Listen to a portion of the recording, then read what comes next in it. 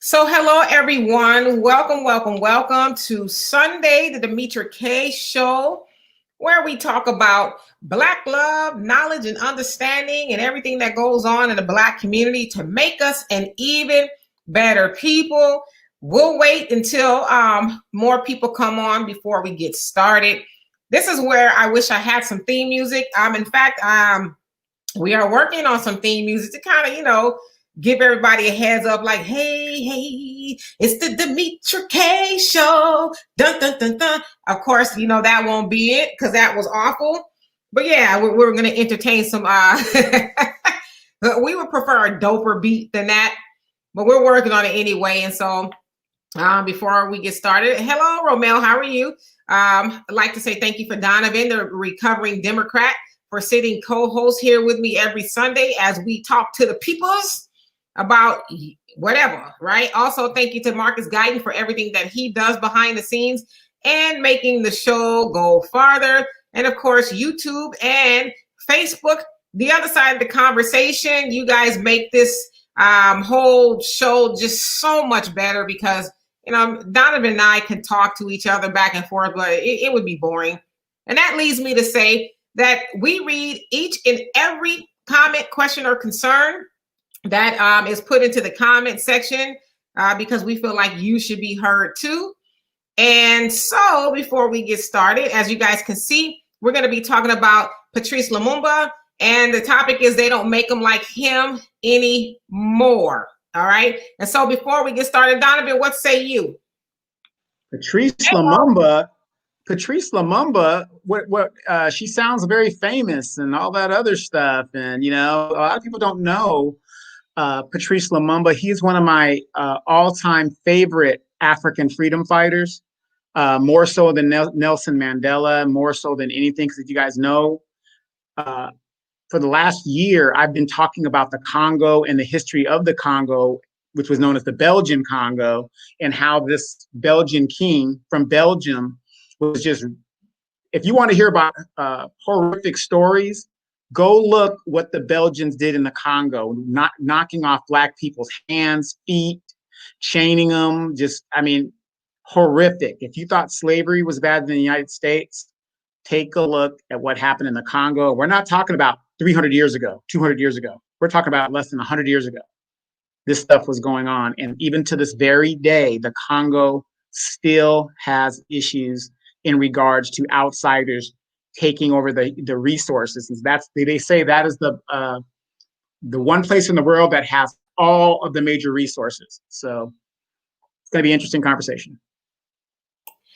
And so you guys, as always, I ask if you can share the live so that everybody else can get the information and join in on the conversation. That would be so amazing.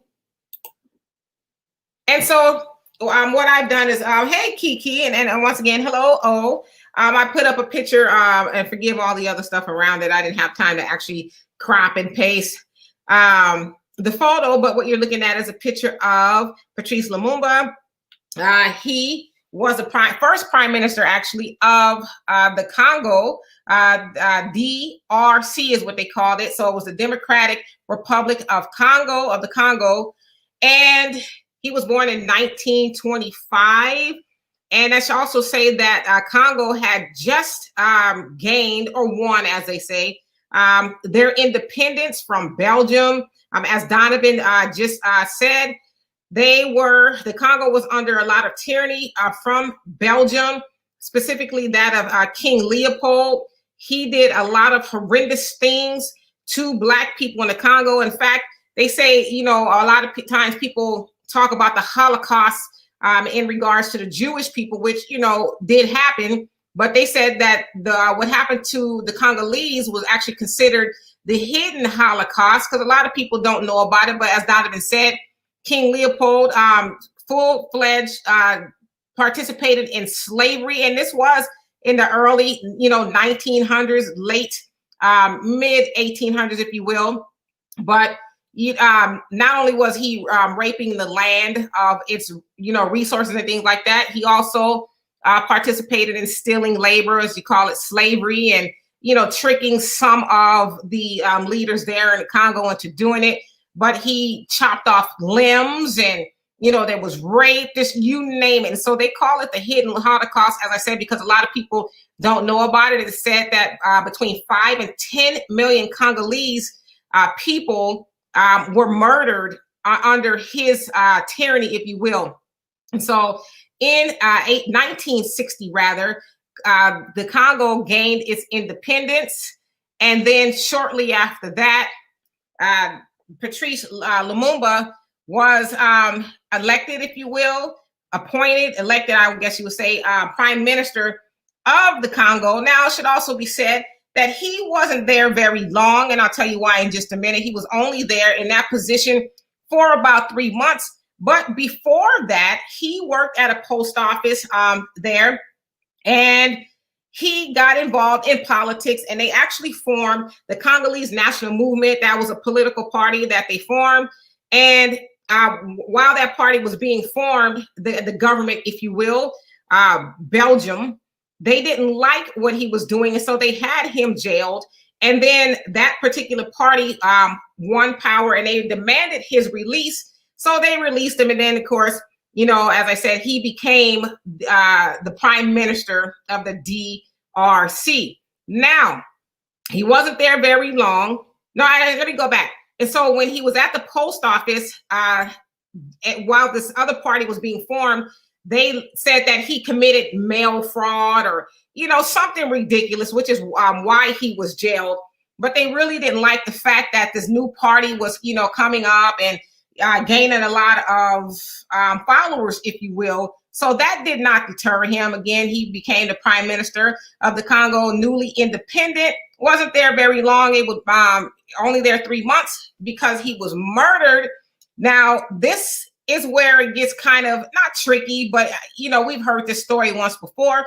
Not only did the Belgian government participate in his murder, the United States also had a hand in it under the Dwight Eisenhower. They said, in fact, the Dwight Eisenhower was the one that said he needs to be eliminated. Now, it should also be said that he tried working, Lumumba tried working with Belgium and the United States, but they didn't want to do it. And so he formed some sort of an alliance with Russia, of course, with the Cold War and all that going on.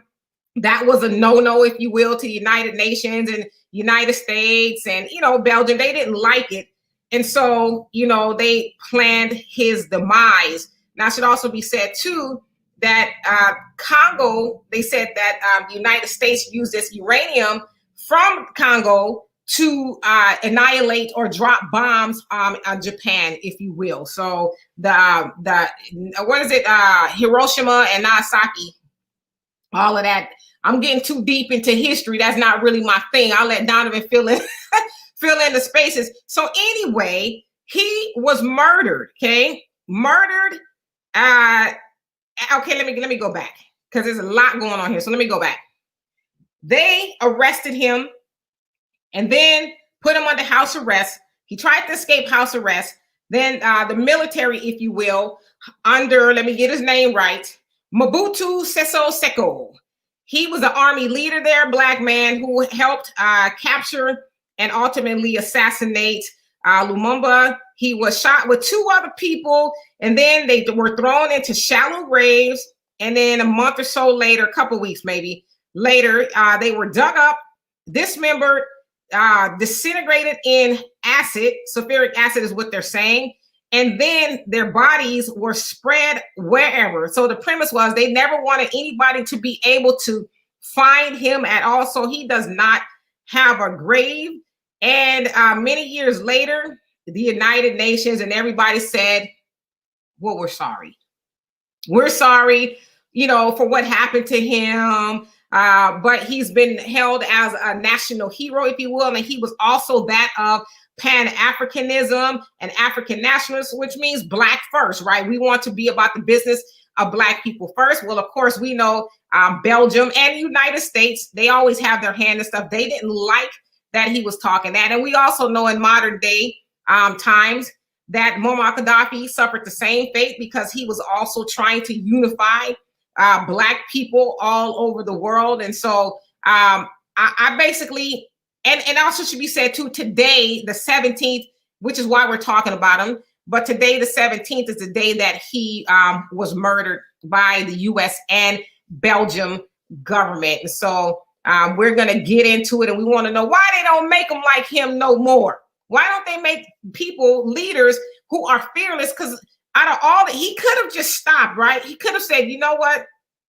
They're putting this mail fraud on me. They've arrested me, and they're completely after me, right? He could have just stopped and said, hey, you know what?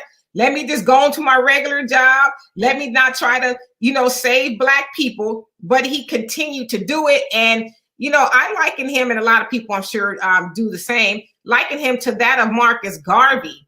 And to me, the stories are almost the same, except for Marcus Garvey wasn't murdered. Now, people believe he died due to the stresses and things like that at an early age that was put upon him. So I guess in a sense you could say he was murdered, but not like that of Patrice Lumumba. So I just think that people should know about him. It also says too that, his fearlessness, if you will, led to the civil rights movement. It inspired a lot of people around the world. And when he was murdered, a lot of protests and riots took place throughout the world. And Malcolm X said that Patrice Lumumba was the greatest Black man to ever walk the earth or the grounds of Africa, if you will. And he said, that he was completely fearless. And so I'm going to get into you guys' comments. I know that was a lot, but, I just wanted to share that with you. And of course, we'll get into some more conversations about everything that's going on. So Donovan, what's going on with you? Well, that was a great story. And if you guys are really, really interested in the story of Patrice Lumumba, his story is on YouTube. You can actually go to YouTube and you will, it's in subtitles because I think it was made by a French company or something like that, or a Belgian company. And the guy that plays, the actor that plays him, I think he did a very, very good job. I mean, it's not super graphic, but it's pretty close to what everybody estimate what happened to him and, how he got into the movement and all that other stuff. But I just wanted to add to that, the Congo is very pivotal. You've got white corporations in there today. And the last leader, Mobutu, changed the culture. And, he portrayed Lumumba. And you guys remember that famous fight, Rumble in the Jungle? That happened in Zaire, which is known as the Congo. And basically, this guy, Mobutu, ended up dying in exile in about 2002 or something like that, estimated at $15 billion and enriched himself, okay? But here's the funny thing. When the Congolese were about to get independence, he brought along this young guy with him that was his lieutenant, basically, and he was there to cover it. And there was a big meeting in Paris. That's when they released him out of jail. And they were going to let him attend in Paris and stuff like that. And basically, the governments didn't have a problem with him yet because they didn't know, what side he was really going to, how much butter he was going to, butter his biscuit. So they didn't have a problem with him. The problem with Lumumba happened when he insulted the King of Belgium, because the guy stood up in the new parliament of the Congolese, the king, and he was saying how benevolent Leopold was, and what, if it wasn't for white folks, this wouldn't be a great country, and you guys owe us all of this, that we civilized you. I mean, just was totally disparaging to any African or Congolese. Now, Lumumba was not supposed to speak that day, and he got up and he read the king the Riot Act and said, no, it was us, our blood, our sweat, our tears that freed us, to got us to this point. And from that point, it is said, they said, get rid of him. And within 6 days after that speech, his lieutenant, who had no military experience except being a little sergeant for like 2 years, he was in the military. He had appointed him chief of staff because he thought that was his boy and stuff. Initiated the coup with the help of the Belgians and the Western powers, being the United States, one of the main ones, and Dwight Eisenhower. Yes, that is very true. And his own friend and brother that he brought into the movement, overthrew him. Watch the movie Lumumba, and it talks about that as well. And then, as you know, Siseko Mobutu gets in there, changes the whole culture, usurps Lumumba as a freedom fighter. This is the man you murdered, and you know, it's incredible. It's incredible. But here's the funny thing, though: the parallel of what happened in Africa with all those freedom fighting movements. Compare that to what happened here during the civil rights movement. Look at all of the freedom fighters, John Lewis, and all these people that saying, "Oh yeah, how are they making their money? How does Jesse Jackson make his money? He hasn't worked since he was like 22 years old." It's the same playbook. Nobody's fearless enough to stand up there and make a stand. And so you can't tell us we're not African because we have the same exact traits. So I just wanted to put that in there. You know, it's just amazing that what happened over there, they did the same thing here. And here we are. And absolutely, I'm gonna get to you guys' comments. And that's why I said that it wasn't given to them.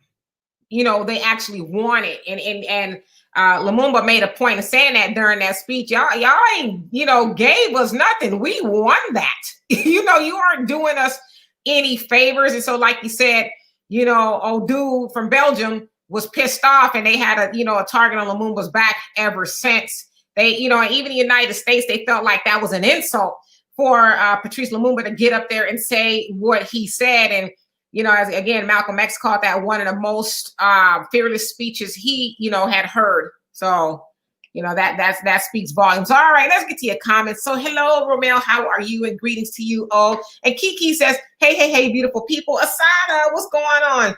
And Queen and Patrice says, hey, those Patrices, though. Hashtag I am Patrice too. Absolutely, y'all are fearless peoples. Demetra, what's going on? And Kiki says, yes, I read about Leopold, evil man. Very, very evil man.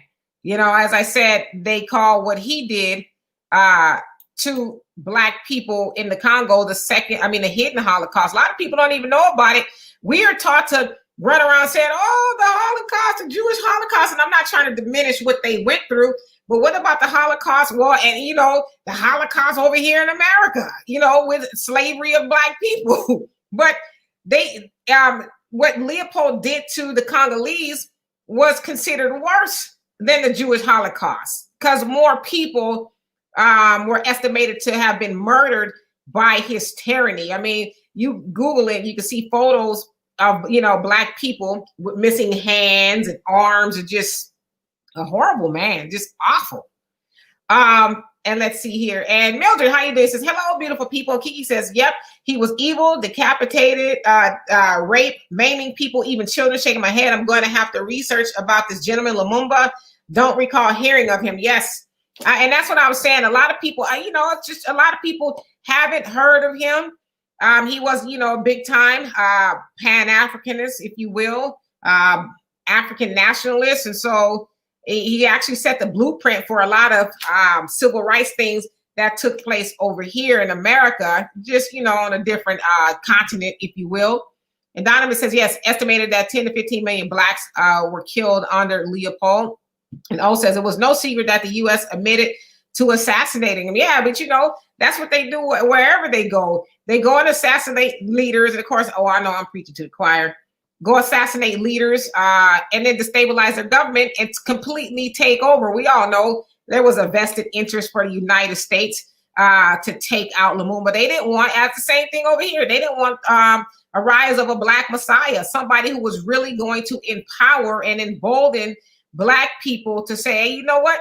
Let's get away from this imperialism. You know, these colonizers who are completely, you know, always in our stuff and raping our land of the resources and the people and everything else in between. They didn't want, because he, you know, he was very influential and instrumental in getting people to believe in Pan-Africanism, you know, hence the first party that he started and was very successful. So, you know, absolutely. And Kiki says, oh, wow. And you guys, if you guys are to watch parties, click on the link and come on over, and I would love to read your comments. And of course, we're going to start talking about other stuff, but I just really wanted you guys to know about Patrice Lumumba again, Today is the day that he was murdered. Not that we celebrate people's deaths, but I just wanted to take an opportunity to let people know about him, and that we should research him and really take encouragement from his fearlessness.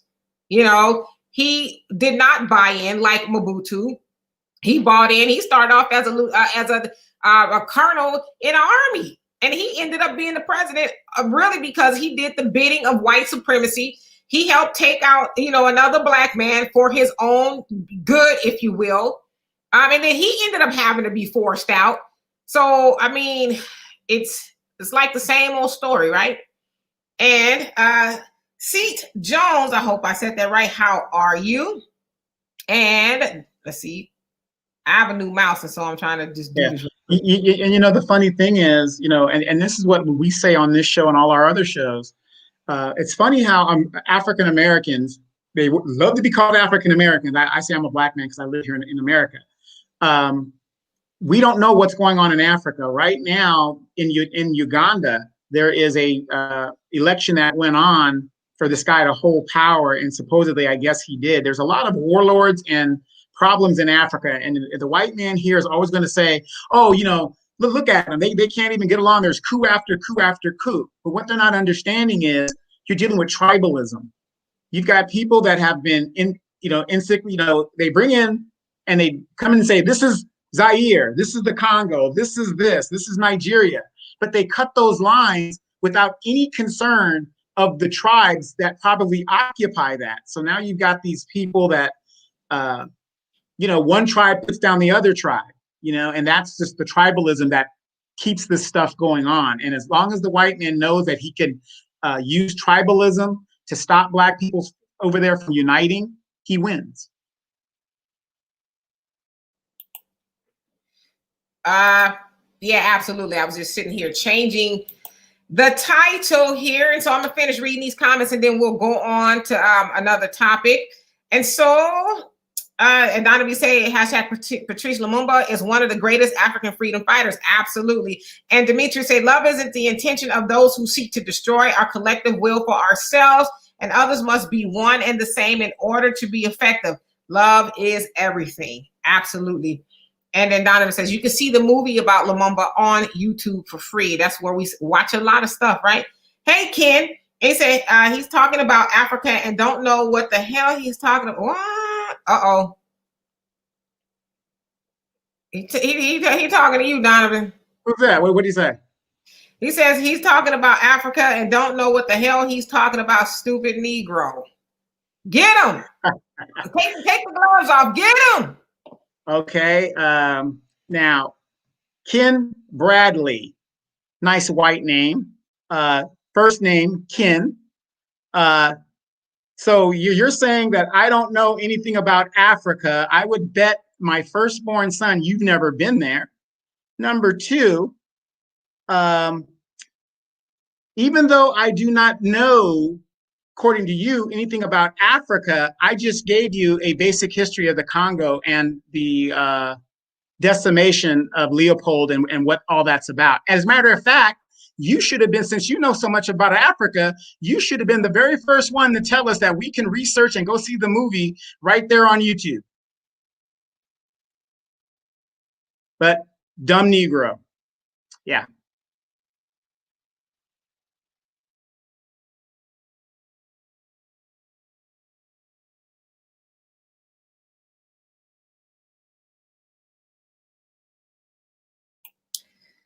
You took it easy on him. He says they don't know anything about Lumumba. He brought up Uganda and don't know the president is Museveni. Wait a minute. I don't give a damn who the goddamn president is over there, because you got over 50 African goddamn countries. Some of those names, because they are God-given names, are unpronounceable to the Negro here in the United States.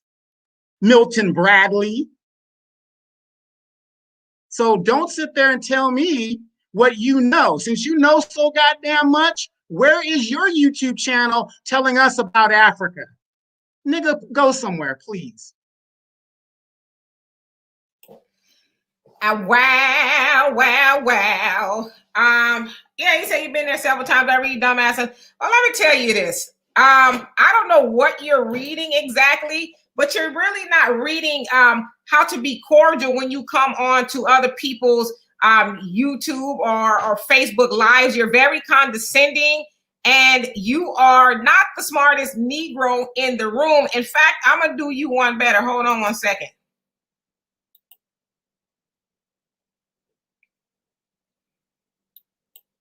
Get this, Donovan. I'm gonna block him. Oh,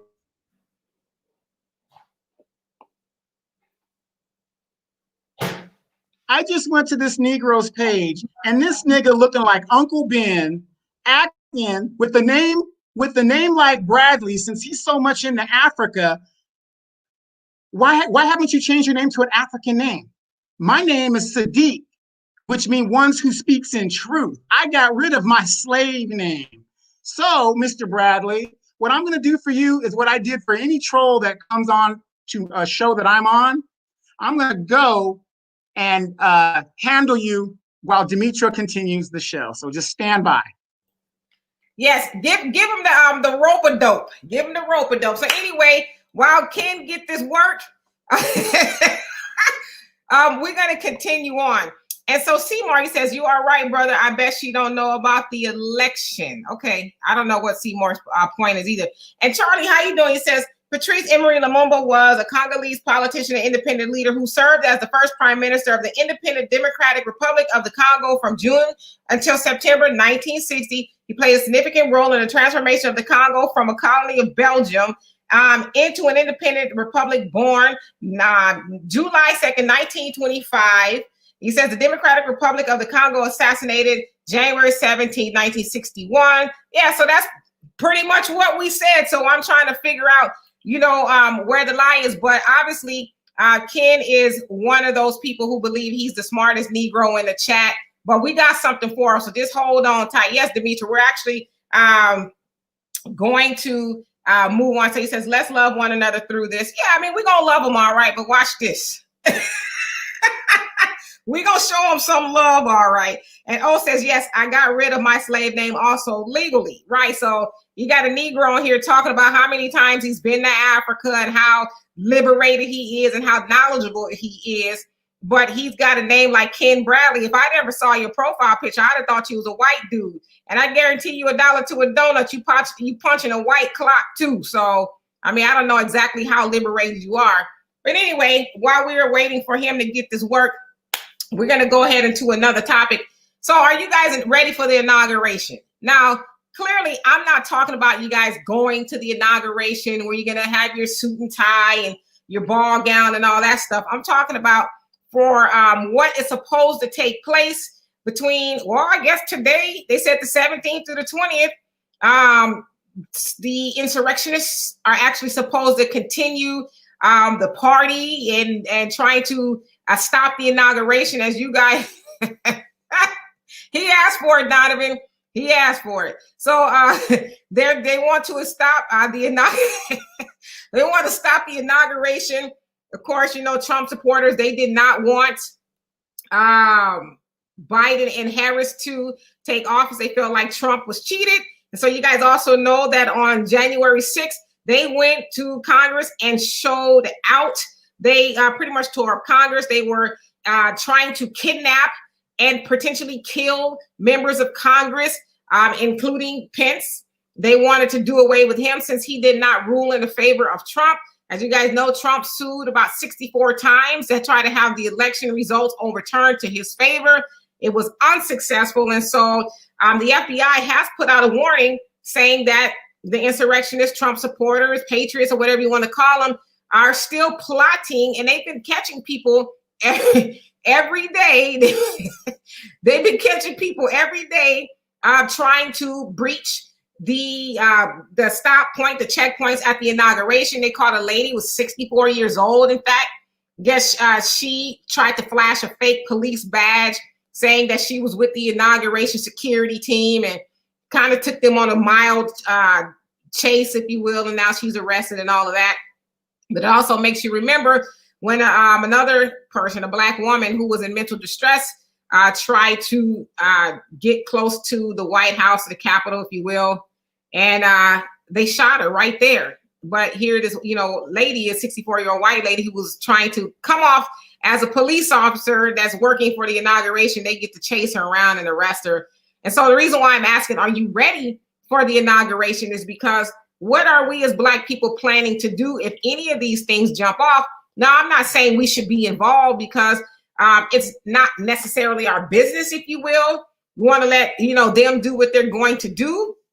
But are you prepared? And if for whatever reason these patriots are successful, and we know that many of them aren't really pro-Black people. So what have you done to prepare yourself?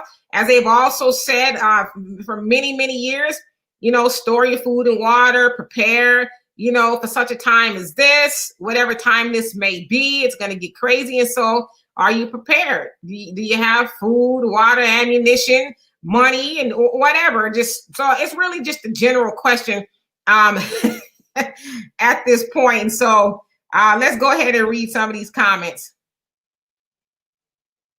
All right. Well, hey, I kind of already jumped on it earlier. He's already left the building.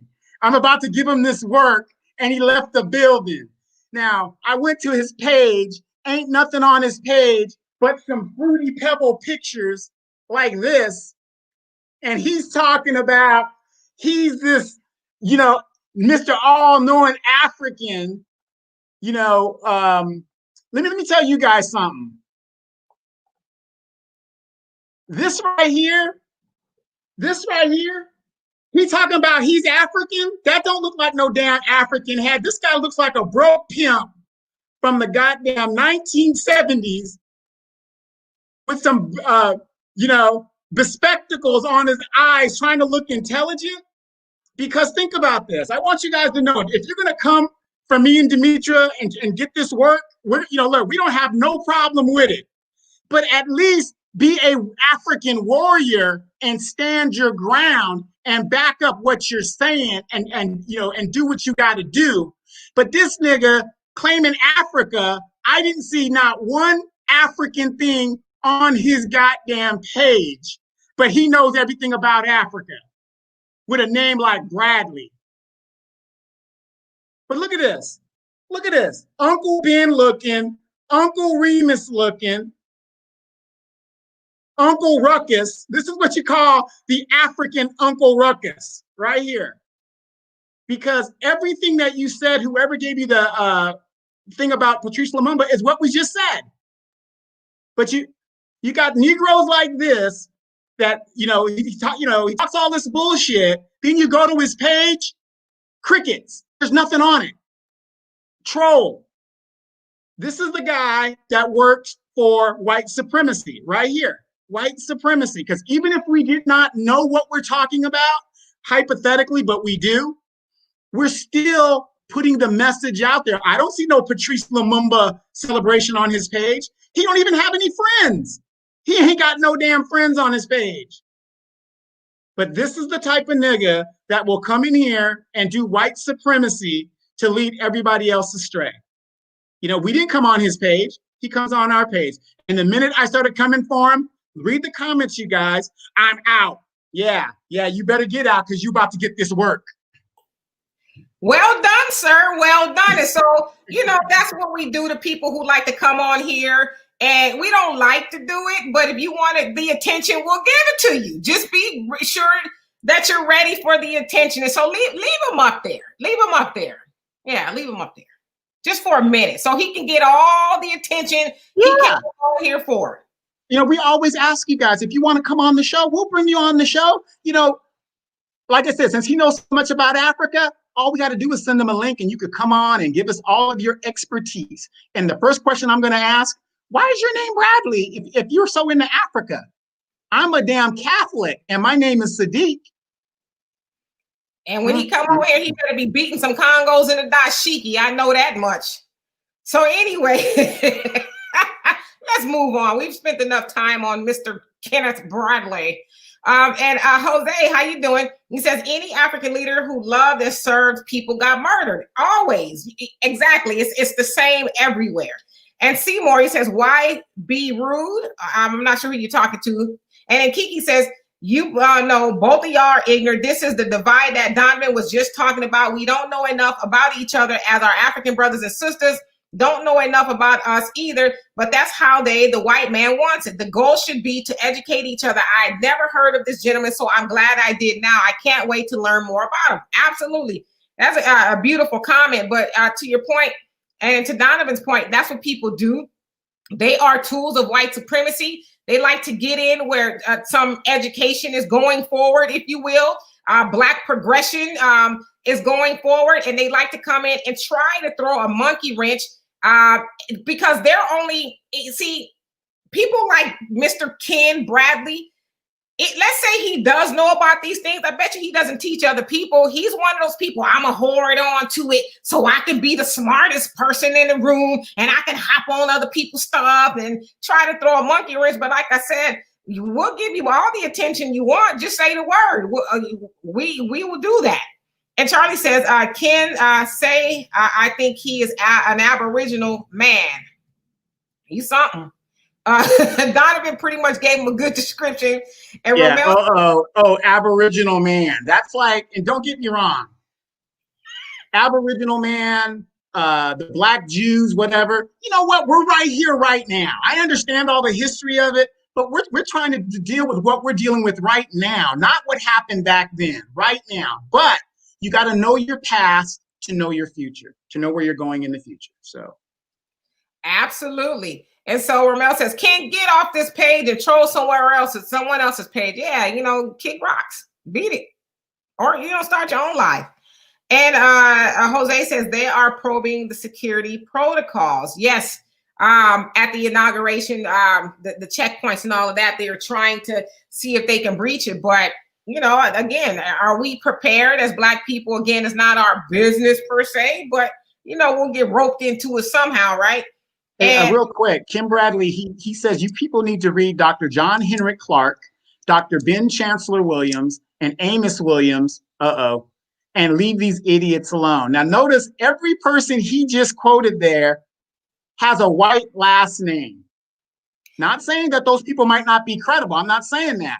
But you would think that somebody who is so much into Africa, he could quote some African authors. Yeah, well, you know, and all of those people that he mentioned was definitely into, you know, Africa, Pan-Africanism, and, you know, educating Black people about our African selves, if you will. But, you know, at the end of the day, I mean, Ken is a troll. He's not for the, and I don't even understand why you would read any of those people. Those people that you just mentioned, they weren't doing the stuff that you're doing. They were about uplifting and educating people. You know, was their stance sometimes austere? Yeah, you know, it was very passionate, but they didn't do the things that you're doing that try to impede what is going on. That's something you picked up from, you know, you're probably your real idols, and that's white supremacy. And so let's see here. And a son of Odu Mayor, you say, this isn't our fight. We must organize our own for our own safety and that of our own communities. Absolutely. Todd, what's happening? You say, we hear about this all week in the news, and now we have to hear about through your platform. Enough. Dedicate a topic about Black communities or Black uplifting, Black empowerment. Todd, how are you? Can I give you a suggestion? See, on Facebook, they give everybody this feature called Live. And so you are more than welcome to go on your own page and talk about what you want to talk about. But I will tell you, this is going on my 4th year of doing this on Facebook. And I, along with Donovan, have covered a whole host of topics. And then a Negro like you and your buddy Ken, y'all like to jump on people's comment sections and lives and try to give them instructions of what they should do. But you know, you're more than welcome to do what you want to do. You can talk about whatever it is you want to talk about on your page. But as on this page of the Demetra K Show, we gonna talk about what I want to talk about, if that's all right with you. Thanks, boo. And Jose, you say, let's see, expert of on 3 billion plus people. And Charlie, you say, my given name is Charlie Russell Wheaton. I changed my name to Qasim Mohammed Salah Fatima. Will change mine on Facebook. All right. I hope I'll be able to find you. No. And by the way, wait, and then by the way, what does that name mean? So if you could kind of give us that, because like my name being Sadiq means truth, one who speaks in truth. So if you could tell us what that name means, because most African names have a meaning behind it, unlike Smith, Bradley, the devil's names. Right. And I was not laughing at that. I was laughing at a comment I just saw. And Mildred, how you doing? He says, come on, Donovan, give him a reading a day. That's what we do. It's like, if you want the attention, we'll give it to you. We like to share. We are equal opportunists over here. We'll give you the attention you want. If you want to be the smartest Negro in the room, we'll highlight you for Facebook and YouTube, because they're the other audience. We'll highlight you and give you a little 15 seconds of fame or so. It's all good. We don't mind. And but every time we do that, they run. Every time when we give them the opportunity, don't run. Keep all that. Keep the same energy when you was beating your chest in the comment section. Keep that same energy. Don't run. Stay right here. Stay right here. Don't go nowhere. And Demetri says, what if we are the Native Americans and we and have been tricked once again? So much evidence. Well, yeah, I mean, there's so much evidence. Obviously, we didn't all come from Africa. A lot of Black people were already here. And so absolutely. And let's see. And Todd says, damn, Donovan, I hope you don't put my photo on blast. We will if you want to get froggy, we'll leap right with you. And Jose says, unity should not be at the expense of the truth. Yeah. I like that. Yeah, Todd, real quick. No, and the funny thing is, I was on this platform called the War Zone, which is what we do. We had this one guy, he was trolling. And a lot of people think, oh, I'll just hide my page or whatever. I am very good at getting your information because I've been doing this for a very long time. We only do it when people are absolutely just out of there. I did it to this one dude. His wife ended up calling me, talking about, could you take the pictures down? I mean, I had him broken. He was broke. I mean, he was broken. Talk about suing and all. No, you ain't gonna sue because, Yeah, you don't sue when you get in somebody's comment section. He wasn't just, trolling. He was calling people names, and he called me a B word, which is fine. I've been called worse, if you will. But it's like, oh, really? Now that you on display.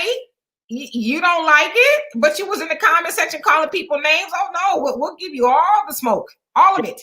And one thing about me too, and I'm just saying me, Demetri doesn't do this. I don't care if your kids are there. I have no, once I'm triggered, I'm like an African warrior.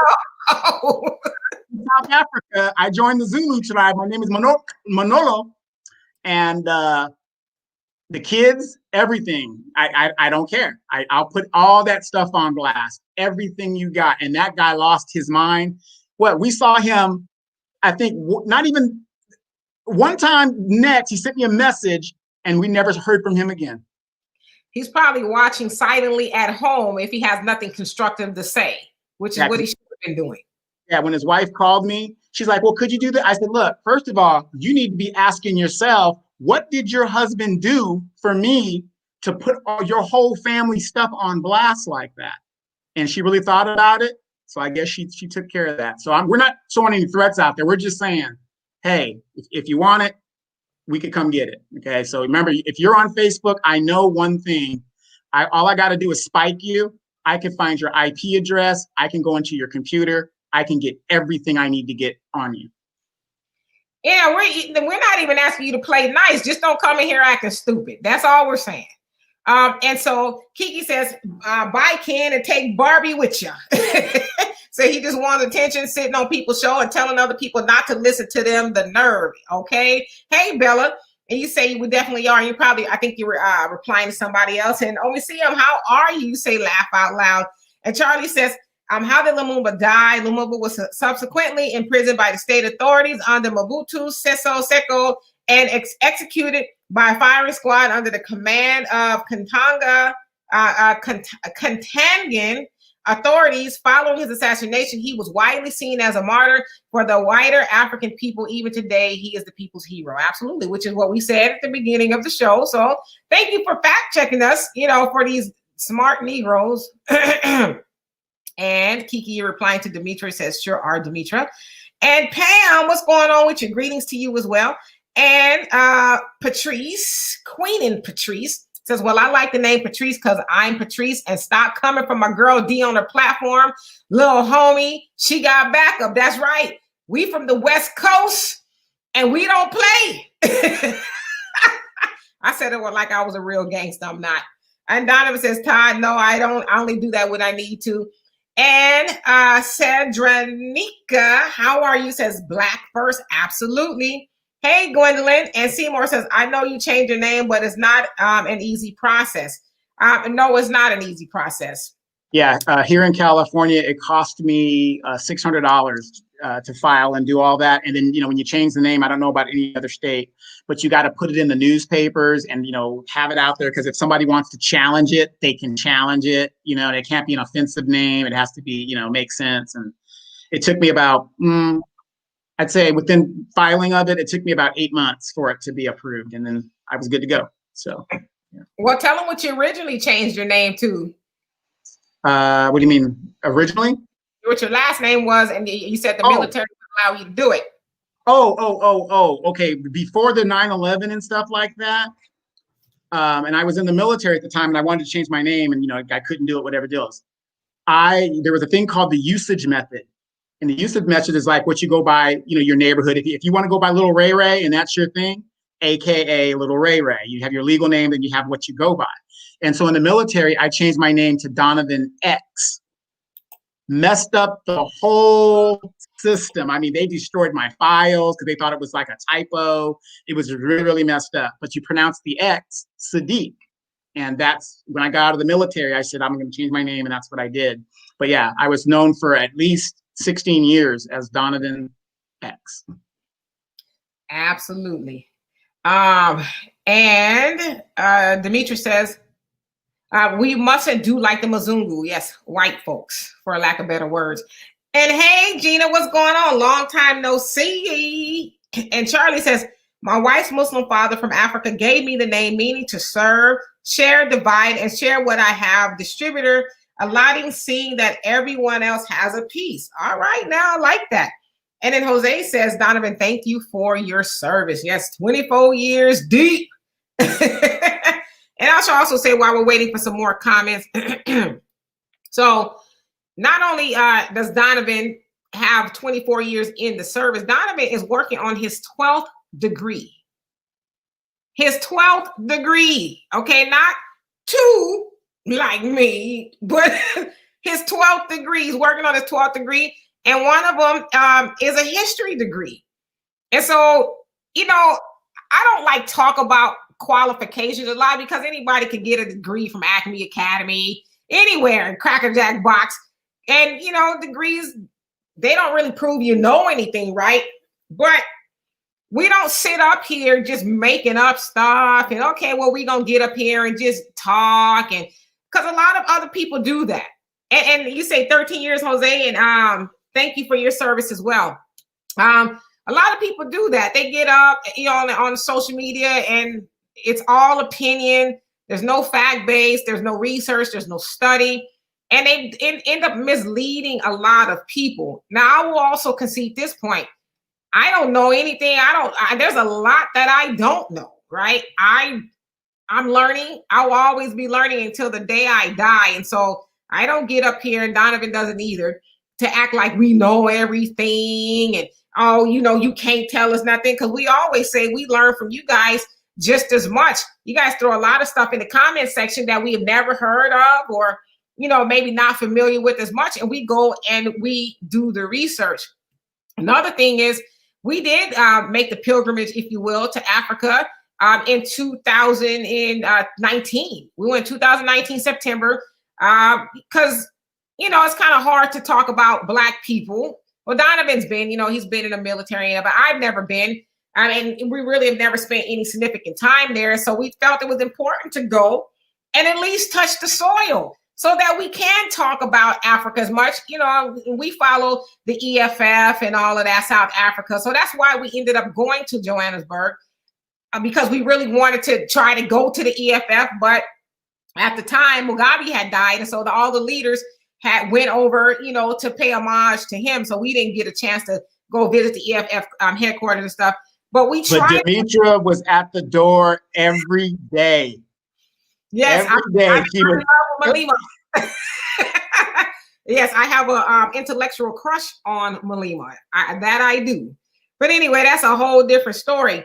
And so I'm saying all of that to say, again, we don't know everything, but we know some things. But we don't like to troll people back and all of that. But we don't like, because what it is ultimately, and that's my fault and a little bit of Donovan's fault, we allow people to distract what is going on here. But we like to turn lemons into lemonade and give people what they want. We'll give them the attention if that's what they really want. Maybe, people like Ken, they weren't really feeling love today. And so they thought, I'll be the gooch and go on somebody's live and try to be a distraction. And so we gave them some love in our own little way.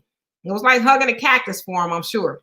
Yeah, I mean, don't get me wrong. My major degree is in aeronautics. I know everything there is to know about aeronautics. But when I was in high school, anybody that's watched this show will tell you, especially some of my friends, when I was in high school, history was my subject. And I clept and I challenged any history course there is to clep, because all it is reading and remembering what you read, right?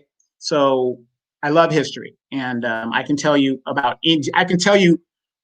any country in the world generically. Some of these new countries is a little bit different and stuff, but my love is politics. But in general, I lived overseas. I know a lot of stuff because I've been there, done that before. So it doesn't make me an expert. It just makes me an educated fool. So again, we learn just as much from you guys as you do from us. And so again, but the point is, I am a petty person, so I will come for you. If you come for me, I will come for you. So absolutely. So you guys want to talk about anything, and Todd, throw a subject in there so we can talk about it. Something that you would like to talk about, and we'll be more than happy to talk about it. We didn't really have anything, pressing we want to talk about, but I did want to talk about Patrice Lumumba, because a lot of people didn't know about him and what he stood for. So I just thought it was important to highlight that. But anything you guys want to talk about for the next half an hour or so, we'll talk about it. So go ahead and throw it in the comment section. And Gwendolyn say, smart man. Yes, Donovan is very smart. Donovan is smarter than he alludes to. Don't let it fool you. Donovan is well-versed, well-traveled. He's been everywhere. Donovan has been there. And, he makes it a point to absorb things. And, and Donovan is obsessive to a point. Once he learns something, he's going to make sure you know about it. So, yeah, very, very smart, man. It's an understatement. Jose says, love that you all educated and provided a platform for everyone to learn. Absolutely. And we always invite people on if they want to, come on and chop it up with us. We're not selfish. And Todd says, Demetra definitely reads all the comments. So watch what you post, readers, most of the time. This live is great. Donovan is funny as hell, and Demetra is straight to the point. So I'm definitely going to keep watching. And forgive me if my comments aren't tasteful, but I usually comment positively. And I wasn't, trying to be mean, but Todd, and I thank you for that. But sometimes it does just get really frustrating, because like I say this all the time. You know where I was? Now I'm in Houston. I mean, I didn't mean to roll my eyes when I said that. But, when I was in Southern California, every Sunday, my daughter and I would go to Venice Beach. That's what I did. I just hung out at Venice Beach and, tried new vegan restaurants, kind of hanging loose. And then, Facebook came up with a live, and the rest is history, right? And that's really what we've been doing ever since. So just thought I'd throw that out there. And Misty Blue, what's going on with you? You say, has everyone, he said, hey, everyone, I have a question. So what you all think about the insurrection? Do you all think that those people will be prosecuted? Well, they say, but, they're arresting them. To what degree will they be prosecuted? Some probably will be more than others because they had a lot more to do. But, you can't just go busting up into the Capitol. But then again, I don't know. Maybe if you're white, maybe Trump will pardon those people. They say he's supposed to be fashioning a huge list of pardons he's going to initiate. And he's gotten till Wednesday, I guess, Tuesday probably at this point, to do it if he's going to do it. And so who knows, some of them are asking for a pardon because Trump did tell them to go do it. So we'll see. I guess it just remains to be seen. It is a federal offense, so he can do that. Yeah, how did that work out when you were a kid? When you would get in trouble and you say the bigger kid made me do it. How did that work with your parents when you would say that? It's like, no, that didn't let it fly though. But think about this: in every coup you have ever heard about in the world that didn't work out, what happened to the conspirators? They were either shot on the spot, summary execution, or they were tried and then hung. Only in America can you try to overthrow the government and get on a plane, fly back to your destination, and then they charge you with the misdemeanor. Only in America, white supremacy at its best. Now think about this. If you have the same skin as I did, and you even broached up to the Capitol like you about to do something, how many Negroes would have been laying dead in the streets? And they would have been justified to have done it. I mean, think about this. Cops are always saying, I feared for my life. These people are coming toward them. Not one gun was unholstered and shot. I mean, that one girl was shot, but that's because there were like legislators right there. So the guys had to do it. But you got cops that were taking selfies. I mean, it's coming out now that congressional people were setting up, removing buttons, panic buttons. You got police that were complicit. You got the police departments from other states that were complicit. I mean, this shit is going deep. And yet nobody has been basically rounded up. And then a coup happens. The president of the United States initiates a coup and he's still in power. Where does that happen at? Where the hell does that happen at? It doesn't make sense.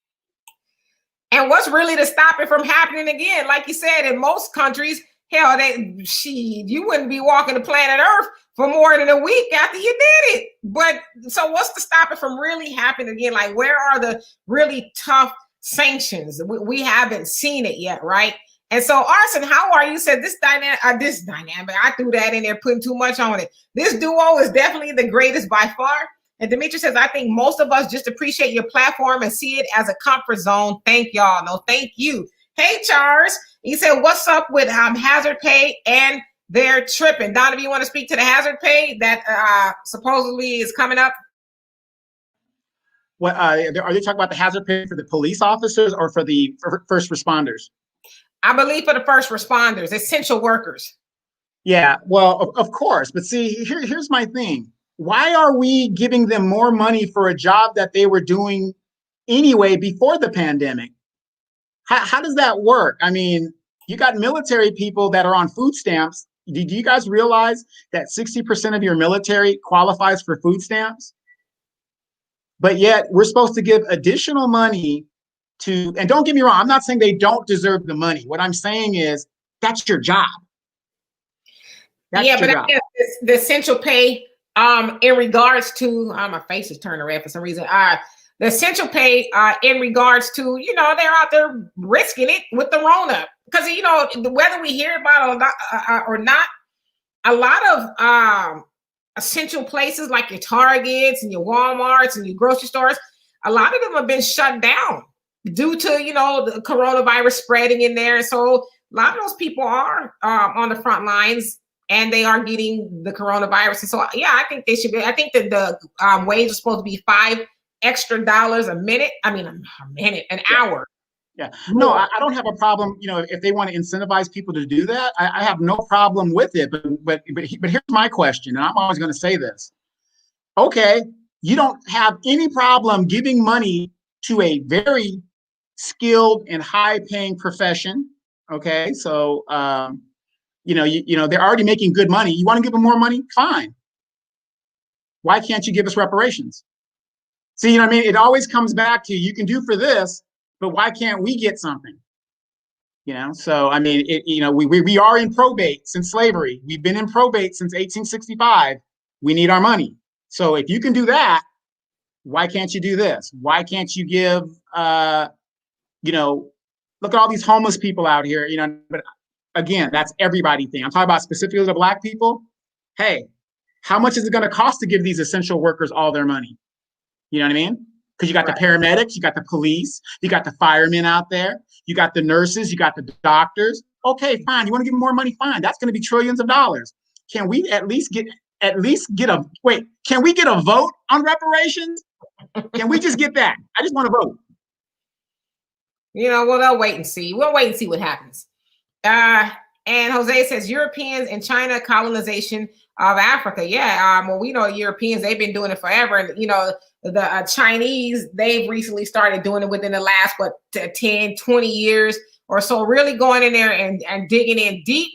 And it's crazy because a lot of us in America, like, I don't want to go to Africa. I can't tell you how many times I've talked to Black people say, I don't want to go to Africa. There's nothing over there in Africa for me.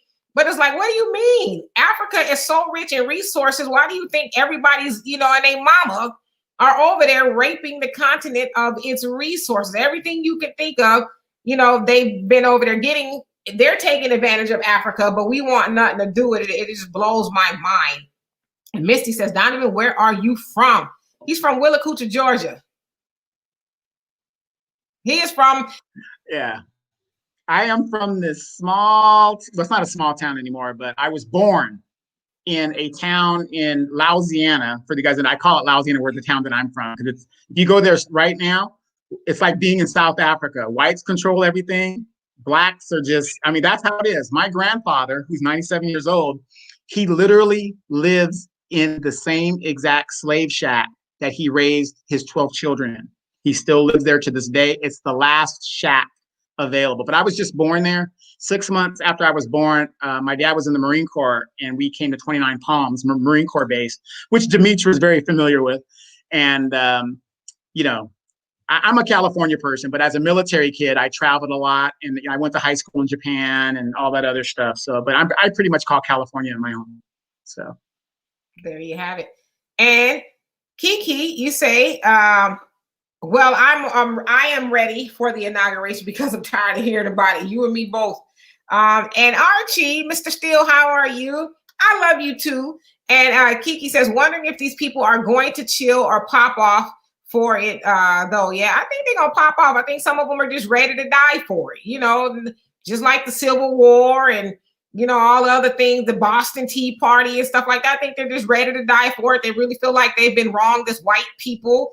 And they want to have it pried from their cold, dead hands. And so, yeah, I really believe it is going. That's just me. I really believe it. We didn't think it was going to pop off the way it did on the 6th. We thought maybe they're going to go to the rally and get mad or whatever. But wow, I'm telling you, on that day, my phone and my inbox was just blowing up because I wasn't watching TV. They're like, are you watching this? And I'm like, why? Turn on the TV and I was glued all day long, like feet on Nancy's desk. What? Yeah, how many of you guys have heard the term equality is oppression to white supremacy? How many of you guys have heard that term? I've heard. Just think about it. For them to have everybody equal to them, that's oppression to them because they want to be on top. That's what white supremacy is about. Them remaining on the top.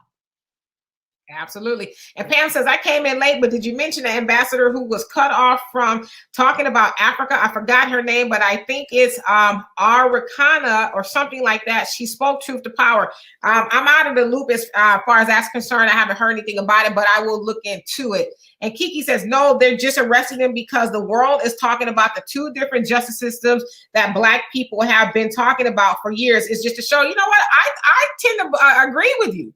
They wouldn't have went after them if people didn't say, hey, wait a minute, just a couple of months ago, y'all was shooting rubber bullets at people, killing people, arresting people. I mean, there's some activists that were out there during the protest for George Floyd when that popped off who are looking at life and they didn't kill nobody. Like they're looking at years over being a participant, in the protest, if you will. And so, yeah, I agree with you. I think they did it because people are like, wait a minute now.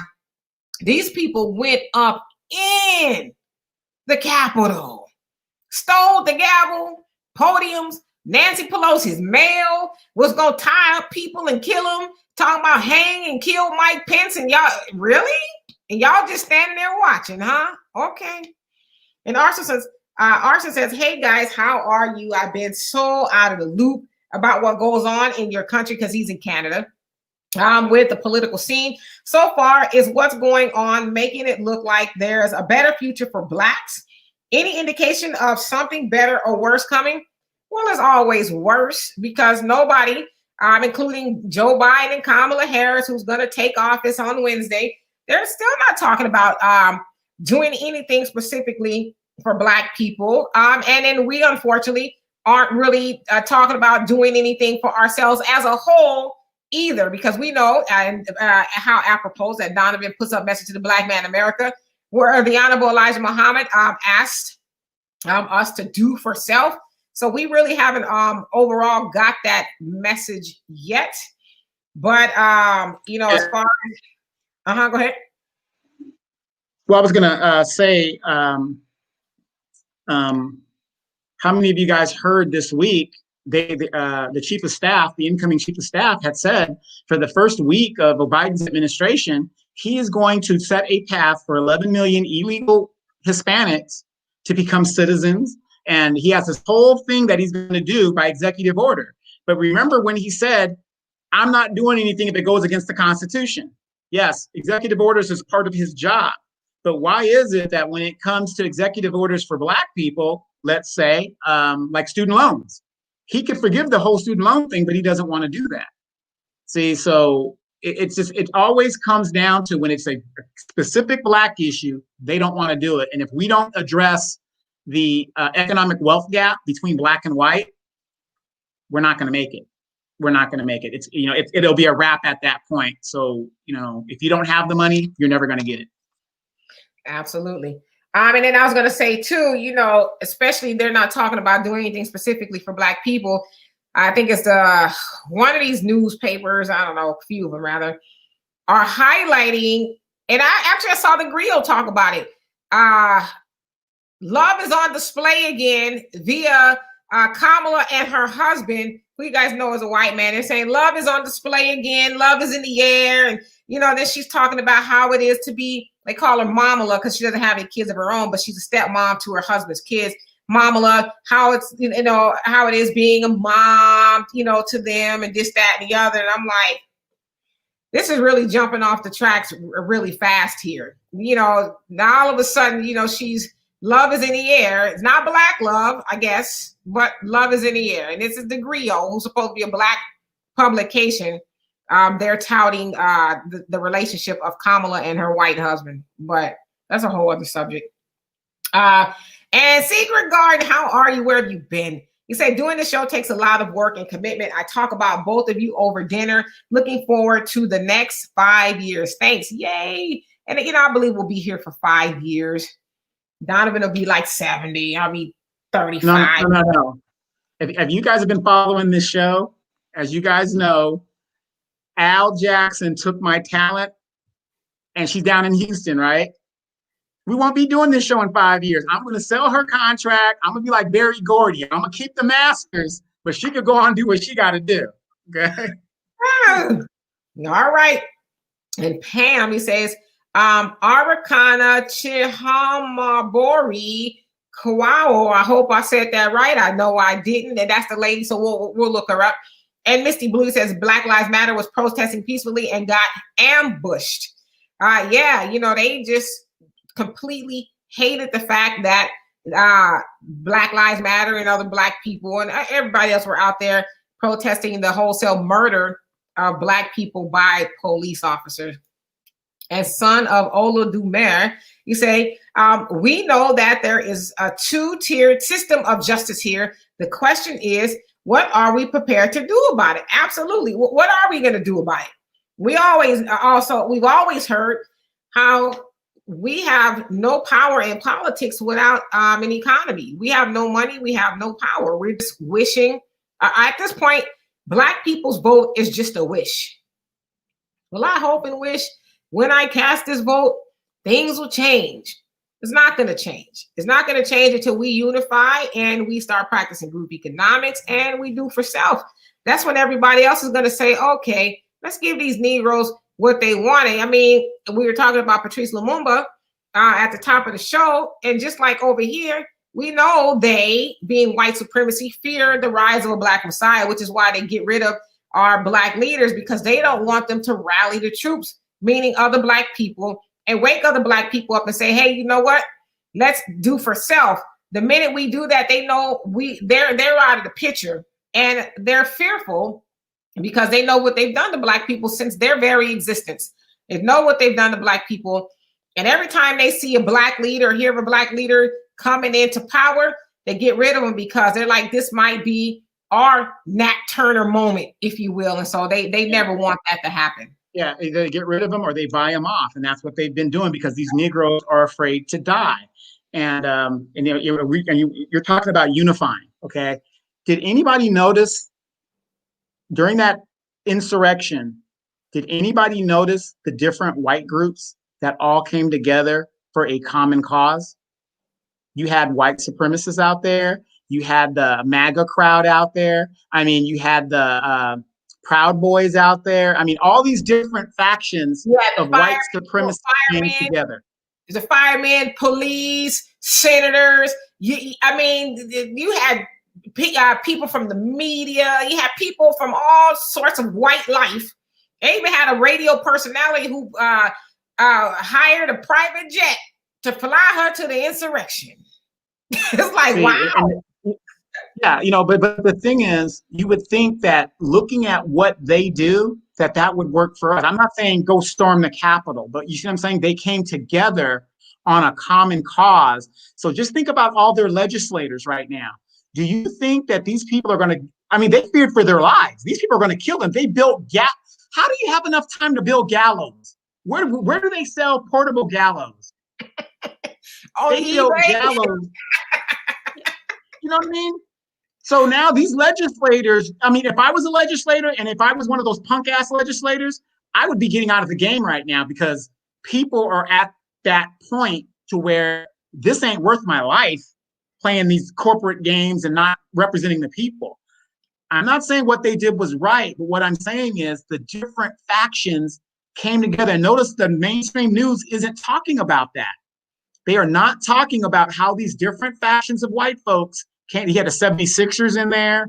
Those are like the old time Confederates. You had the Confederate flag in there. I mean, these are all these little symbols that came together. It was incredible. It was incredible. And I noticed that.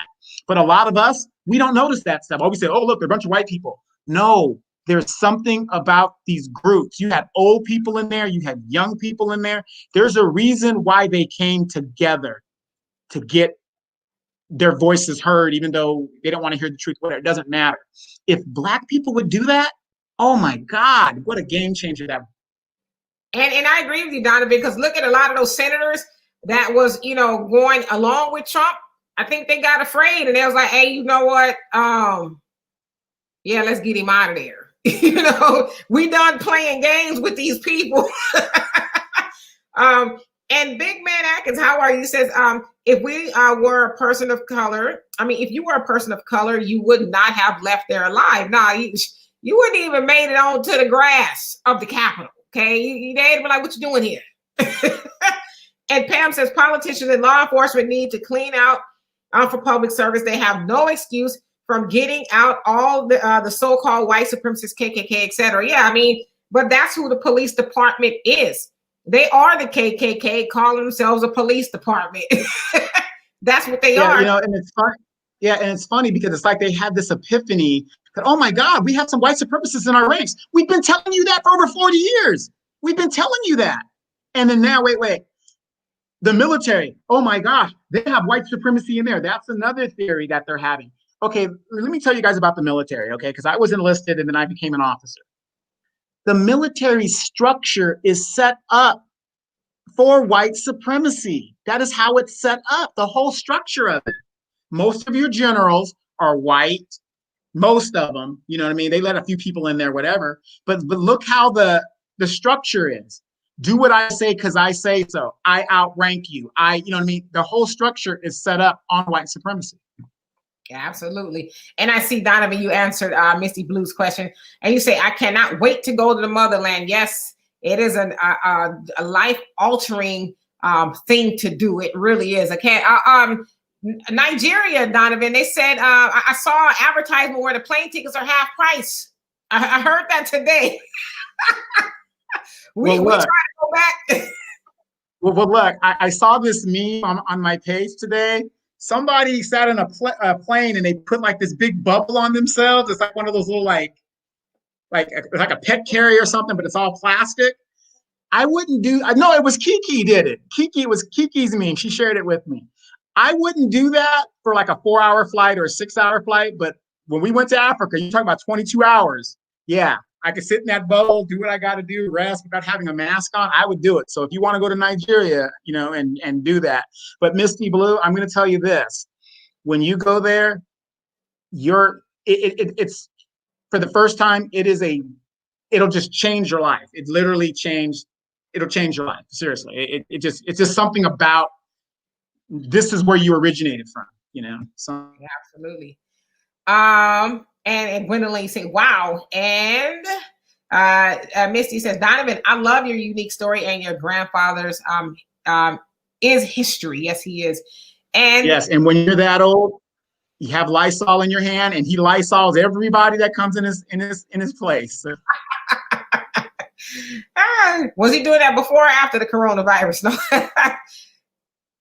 And Donovan says equality is oppression to white supremacy. And Marcus, you say there is no hope in the situation for us, united or divided. The only thing left to take advantage of is the financial side of being in this country. Rob it and bleed it for everything you can get, and then do something that Black people don't really know how to do. Move the F on anywhere but here. Absolutely. So yeah, Marcus is on that paper chase, as we all are. He's like, I'm stacking every dime I can get, and I'm going to blow this joint, and I'm going back to the motherland. And so I hope one day to not be too far behind you for good. And Seymour, he says, I believe Biden's going to be a game changer for Black people in a positive way. Well, how so? Yeah, real quick. Marcus, why do you think it is that Black people here can't fathom living in any other place? Why do you think that they think that, like, you know, oh my God, you know, outside of America, we'll go to Jamaica, we'll go over there and just like, oh, we're the shit. You know, we treat the people down there that look like us like shit, but we want to come back to the United States. I mean, why is it, do you think, that Black Americans figure that they can't live in any other place but the United States, but yet stay here and complain about how they're treated and how we're disenfranchised? Good question. So you say, Seymour, I believe Biden is going to be a game changer for Black people in a positive way. How so? How do you believe that he is going to be a game changer for Black people in a positive way? I don't want to speculate for you. I'll wait for you to put your answer in the comments. And Donovan say, Misty Blue, my grandfather is only 2 generations from slavery, so we can trace our slavery history. So he basically saying we're going to get our check. Pam says Sheila Jackson Lee is reintroducing HR 40 again. I hope she actually does something about it, such as push for reparations. Yeah, we'll see. I doubt it. I think it's all symbolism on her behalf, but. Well, here's the thing about it. She's reintroducing it, right? But this time there's a financial component to it, okay? It's still a study, but she attached a financial component. I still think the financial component is not enough. But think about it. If it wasn't for the new Black media, she wouldn't have done that. It would still be a study. It's been a study for over 30 years. So because Demetra and all these other platforms are harping on this and saying, look, you know, you got to put some, what do you need to study for? Everybody knows what happened. You know, this woman finally got it and said, yeah, I think we better put a little something on there because they keep bringing this shit up and we can't keep hoodwinking them. Right, talking about some studies. We gonna study it and see if it's feasible.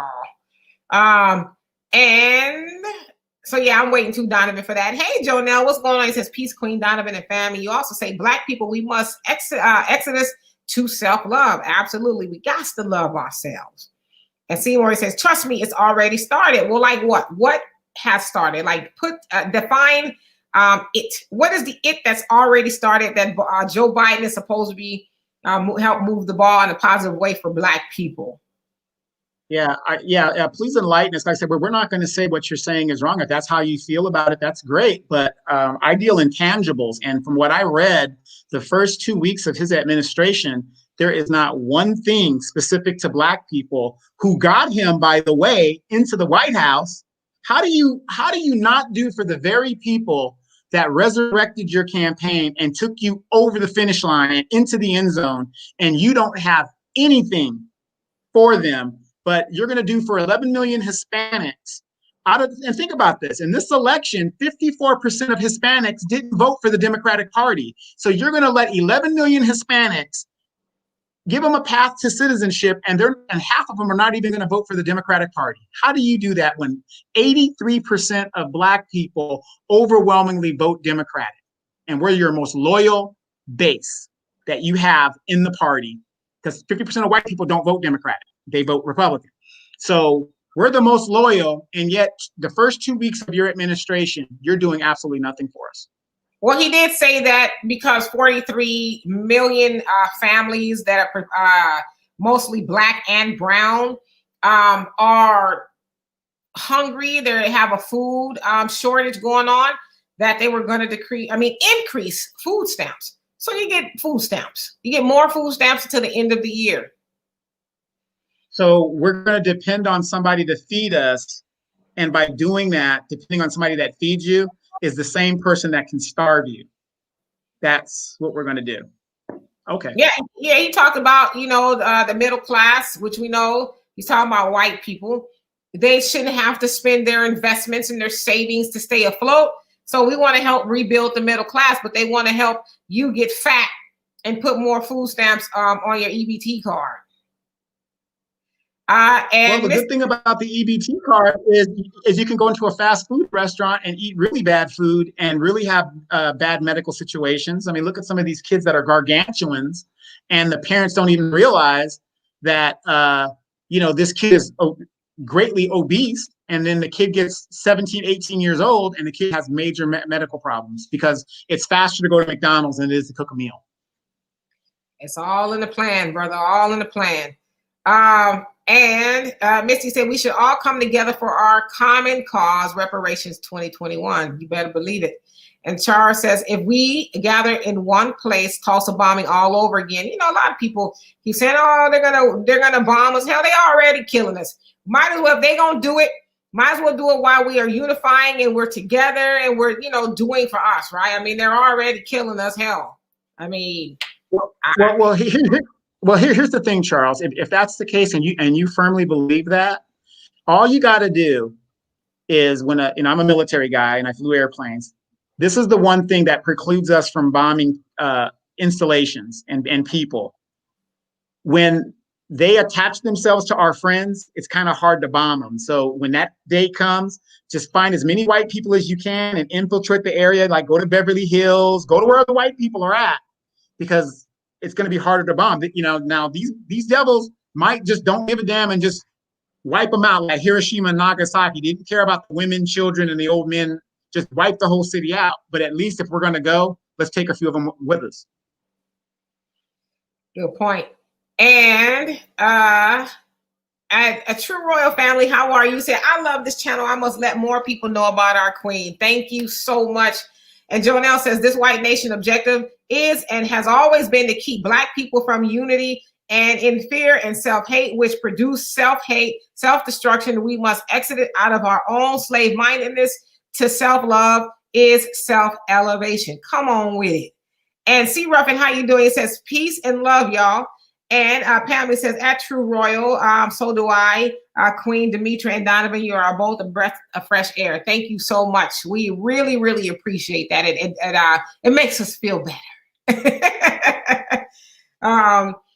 And let's see. And then Pam, you said, I think Sheila Jackson Lee got a wake-up call from the Capitol breach. I'm hoping so. Yeah, because they was all in there. She was probably clutching her Cinnabons like, oh my God, it's going down. They coming to get me. Yeah. I don't know if you guys have been watching, but if you go to my channel, I've been highlighting the Congressional Black Talkers and their record. And of course, nobody defends white supremacy more than Black people. So I get a lot of heat for doing that. But if you look at their record, I'll give an example of Sheila Jackson Lee. She's been in Congress for over 30 years. You will find in her thing, other than this study she wants to do, she doesn't do anything predominantly for Black people. If you look in 30 years, nothing, not even proposed, but she uses our pain, our suffering, and our story in her skin, because she looks like us, to keep getting elected year after year. And when I see these politicians being in there for 30 years, especially our politicians, it's kind of like looking at Muhammad Ali. It's kind of like looking at a boxer. As great as the boxer is, they don't know when to quit. They always take that one more fight. And then, they end up with brain damage or whatever. And that's how I see a lot of our politicians, especially, who's that guy? Alcee Hastings in Florida. You guys know who Alcee Hastings is? He's in Florida. He was under ethics invade. If you guys knew how many of you guys know that Aunt Maxine was under an ethics investigation for what she did? But we keep upping her. But a lot of people don't know that these people are corrupted, right? Alcee Hastings was born in 1936. What the hell is this man still doing in politics? That's the problem. That's the problem. Absolutely. And Janelle says modern slaves are previous slaves programmed to depend on their colonizers to bring their elevation, program to stay in a state of dependency on their colonizers, and programmed to look to their colonizers for the change that in truth they have the innate God-given ability to produce for themselves. Absolutely. And Charles says that was the first trap for Black votes. And Jonelle says Joe Biden isn't going to do nothing but play the Black masses like his name, Bill Clinton. Yep, the one. Mm-hmm. Well, I was just saying, you guys got to remember, Joe Biden was in the Senate for over 30 years. He was a senator for over 30 years. Then he was president of the Senate for 8 years. Some of his best buddies were Dixiecrats. So you really think that he is going to put his buddy Mitch McConnell on the spot and not work across the aisle and compromise? Do these Republicans compromise when they're in control, when they have all the wheels of government? They don't compromise. But the first thing that came out of Joe Biden's mouth is, well, I'm not going to compromise. We got to work. No, you can't compromise with people who just tried to overthrow the government. You don't compromise with traitors. But Joe Biden says that's what he's going to do. Yep. And Pam says Jibber Jabber Joe is full of feces. To mildly put it, he's wrong about making illegal immigrant citizens, just totally wrong. Yeah, he is. But y'all heard the leaked tapes where he says you guys better learn how to get along, with Hispanics because they'll outnumber you guys. So it's like, so he wasn't holding no punches with that. And True Royal Family. He wasn't saying get along. He basically was saying take orders, because in a democracy, if there's more of them than there are of us, who's giving orders? That's why there's a problem with us being at 13% of the population. And look at these Black politicians. All of them are at 100% rating with Planned Parenthood. What is the tie-in with that? Right. Why y'all trying to help get rid of Black people? And y'all supposed to be Black. That's a whole other subject. And Misty says, Ambassador Arikana has a book called 101 Africa. Okay. 101 Africa. I'm going to write that down. Please do. And then Sheila, he said also, Sheila Jackson Lee is not from us. Yeah, where's she from? Like Barbados or Haiti or, yeah, she's not ADOS. Yeah, she's from the Caribbean. Yeah, she's from the Caribbean. Mm-hmm.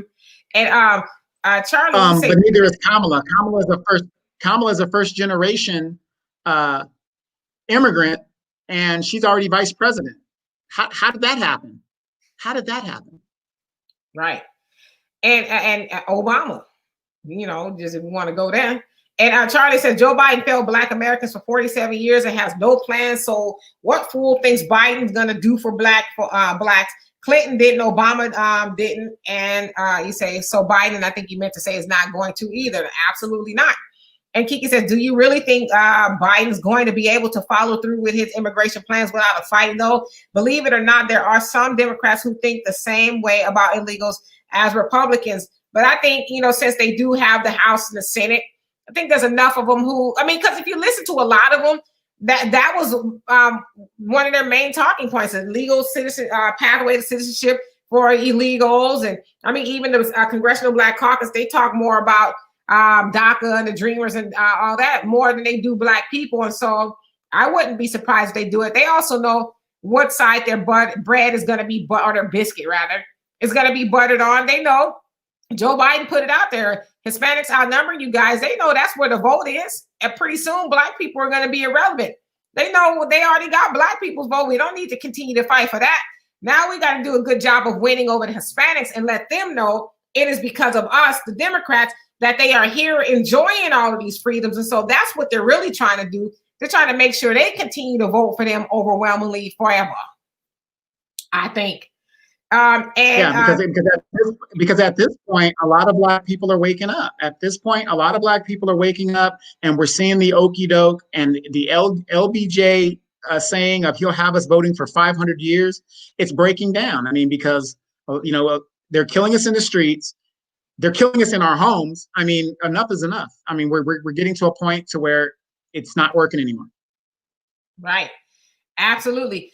And Missy, I believe you say good analogy, Donovan. And Jonelle says Black people is the only people out here trusting and having faith in their 400-year-old, not 400-day-old, but 400-year-old enemy who have practiced all manner of wickedness on us till this present day. And it's sad to have more faith in your colonizers than the God you claim and your own innate God-given ability. But this is the mind of the modern upgraded slave. Yep, we'll hold on to that, to the coattail of white supremacy until they claw it from them, and be mad at you as Black people if you're trying to, speak some truth to power, as they say. Gonna be mad at you and tell you, you need to stop talking like that, and we just need to wait and see. Well, gosh, he ain't even gotten to office yet, and we need to give him a chance. It's like, well, golly, been in almost 50 years. How much more time do we need to prove he ain't gonna do nothing for Black people? Like Black people will say, oh, well, he's got this crime bill reform thing going on. Oh, really? Did he also tell you that they need to reform crime, the crime bill because of him? The author of every major and minor crime bill since 1976, and he don't tell you that, but you're so quick to tout that up. Well, he's trying to fix it. Well, who broke it? And Rose, how you doing? He says, please tell me how you can unite, defend, and help Black people who beat down Black people who really tried to help Black people. You said like T.I., Ice Cube, and plus, I think you make, etc. Right.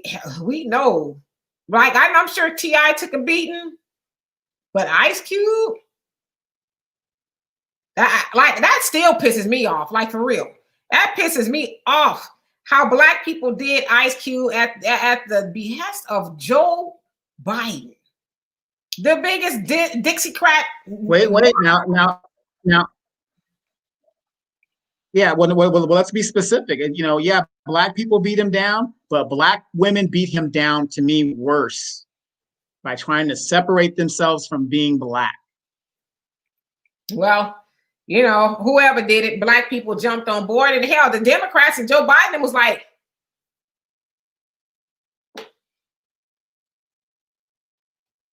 we just gonna watch them just tear him up, go back and forth, just go at him. They didn't have to do anything. Black people did all the heavy lifting. Now, don't worry, Master. We gonna get him in check, y'all. No, you don't be talking. Go on to talk to Trump about getting something for Black people now. It just makes me mad. It really does. Remember when he met with all those leaders, he said, stop with this reform the police stuff. He said, that's not going to win anything. He just told them. Yeah, he didn't want them talking about defunding the police because they were still trying to win Georgia at the point. And he says, we don't want to scare people off. And basically, it's like, Negro, shut up. You got your biscuit, now shut up. Yep, Jim Clyburn, all them. And now when they're about to kill his ass, Jim Clyburn sounding like us. I think there was somebody on the inside. I think somebody was on the inside. We need to look at, I want to make it the national hymn. Right. Yeah, he wants to make the lift every voice the national hymn.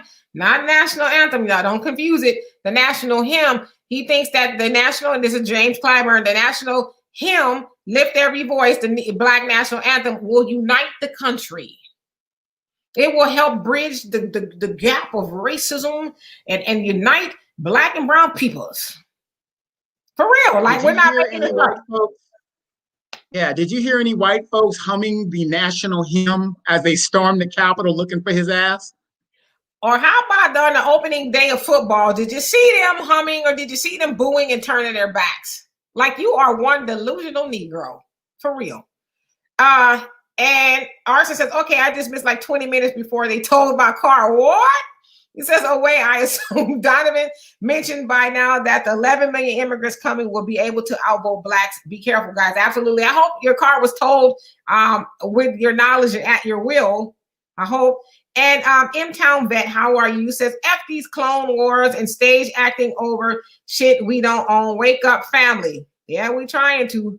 And Arson says, yeah, but they are unlikely to manifest. Most Democrats will not admit to having anything in common with Republicans. They're the same. They share the same ideologies. They just they're exactly the same, because now you got Negroes now that are saying Joe Biden can't do this and he can't do that. He can't do reparations. He can't do this. But they couldn't do this and they couldn't do that because Mitch McConnell and the Republicans were doing this. Now you own all three branches of the legislative branch, and you can't do what? You have the votes. Same party. Absolutely. And let's see here. I'm gonna get to these comments because we are almost out of time. Okay, let's see. Oh, here we go. Arson says, yeah, but they are unlikely to manifest. Okay, I think I read that one. And Pam says, Mexican businesses don't even hire Black people. Black people get along with everyone. If anything, they need to get along with us. Can't keep kicking us around, poking the bear. Absolutely. And Misty Blue, you say, if Biden does that, we will be at the White House for real. And M-Town Vet says, after political agenda, we self-governing, creating, building, etc. Absolutely. Do for self. I agree. And Jonelle says, we subject ourselves when we do nothing for ourselves, when we depend, when we expect our colonizers to carry us to some state of improvement, when we fail to understand self-preservation and look to some ghosts, when we ignore our own intelligence and ability, when we think and do as the slave. Yep. And M-Town says, all God particles rising and aligning. And Charles, you say Joe said his mother will walk the streets and all thugs will be locked up. He still wants that. He was basically saying he wants, and I'm gonna go ahead and say what he really wants to say. You good white women will be able to walk the streets safely, and we're gonna lock all these Negroes up. That's what he wanted to say. He didn't say that per se. Well, he did say that per se, but he didn't say that, outright. But that's kind of what I heard, And Kiki says, but if they believe that it's actually them who are fools and falling for the okie doke, Hispanics are and will always be primarily Republican voters. Sure, they'll use them, Biden and the Democrats, to get their illegal family members legalized, but guaranteed they'll still be voting primarily Republican in 2024. But then yet, I'm not mad at them. Let them use the Democrats, how the Democrats keep using Black people. Yep. And Charlie, you say the Democrats are basically the hidden party of the KKK. Yep, they just switched. They are the KKK. And Kiki says, then Black people shouldn't give them not one vote in 2024. Well, that's what we were saying for this year. Yeah, Kiki, I mean, these parties, we need to sit out an election and let these bastards pay the price and let them know we're not messing around anymore. I think we can afford to do that, to let them know, hey, you need us more than we need you. So, yeah, let them pay the price. Absolutely. And Pam says, Jim Clyde burnt butter biscuits is a joke. And Janelle says, whites have always proven as they should, white first with what pigeon is feeding the hawk. We don't know. Our enemy integration hasn't worked since the slave ships. We must become an independent, self-productive Black nation. We have built for everyone but ourselves as tools, aka slaves. We must war for our own elevation and true independence. Absolutely. And M-Town Vet, you say this is about mind control, period. Pay attention. Yep. And Missy Blue says they can do it, but they won't do it. And Tawana Long, how are you? Say exactly. And Marcus says, if you came anywhere south of Georgia, you wouldn't understand how hopeless the fight really is. From Missouri to Tennessee, all points in between, you would think the only thing we ever saw was ignorance and stupidity, and that is an understatement in my view. I witnessed a few things over the past few days that showed me it is hopeless for Black people to do anything better, to better ourselves together. That's sad. I'm afraid to ask what it is you saw. And Tawana says his millions of foreigners he's ready to bring into the country. Yep, 11 million is what they say. He also say a little Cardi B, that's all it took, right? It had Cardi B up there talking to her a couple of times, and everybody, ooh, Cardi B, But let Ice Cube talking about he talking to Trump and Biden, this, with the contract of Black America, and Negroes lost their minds. Are you kidding me? You're talking to Trump? You shouldn't be talking to Trump. It's like, well, what if he was to become president again? Shouldn't he know that we have a Black agenda? Shouldn't he be familiar with that? And I know people don't like him, but at least, Jared Kushner, his son-in-law, they were in talks, and he was reading Dr. Claude Anderson's Powernomics to try to understand what was being asked. But no, Negroes didn't care. They just wanted Joe Biden, Obama's wingman, and they're hoping for the Obama years, but if they were really educated, I don't think they'd be hoping for the Obama years. If they really knew what the Obama years meant for Black people. And Jonelle, you say, Joe Biden, let me see. Joe Biden out there looking like a nigga Jesus to the slave-minded.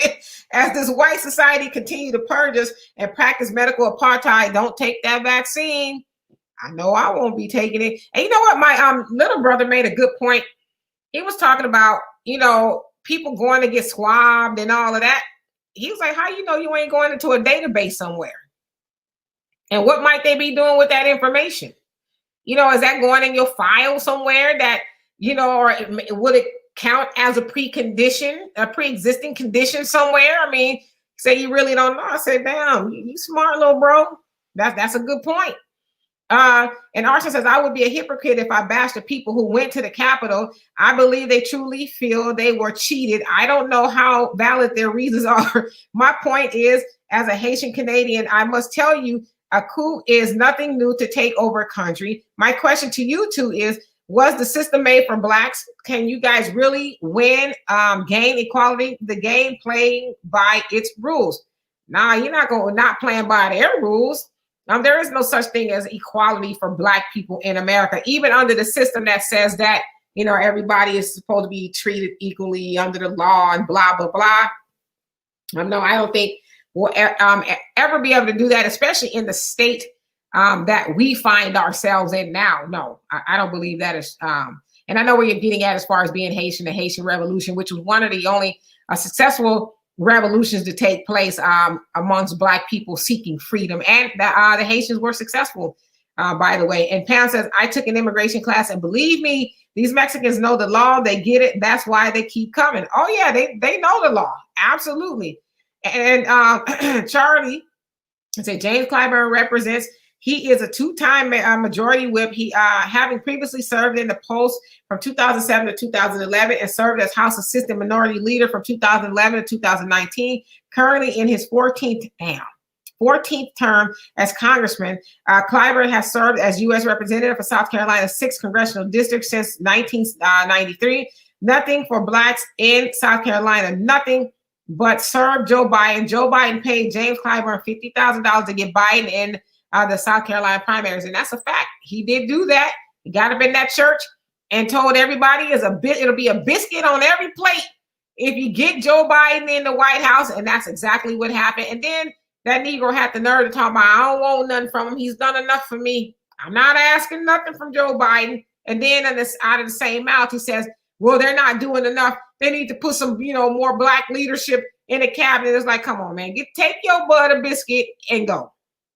Go. We don't want to hear nothing else from you. And Charles said, we should already have a candidate in place for the next 4 years. Now, I agree with you. We should already know who that is and work as a unit in saying, you know what, they may not be elected in 2024, but that's our guy or our girl, right? So I agree with you. And Donovan, you say a hashtag Tamara Johnson Shealy. Yes, we had her on the show last Sunday, and she was actually a candidate for the 40th, I think it was, district there in Georgia, going up against Raphael Warnock. Mm-hmm. Just one. And Tawana says they'll have the right to vote as well. Go figure. Yep, that's what they're aiming for. Absolutely. Talk about Hispanics, and you say, oh, he's not going to. Oops. And I'm trying to get to the rest of these comments.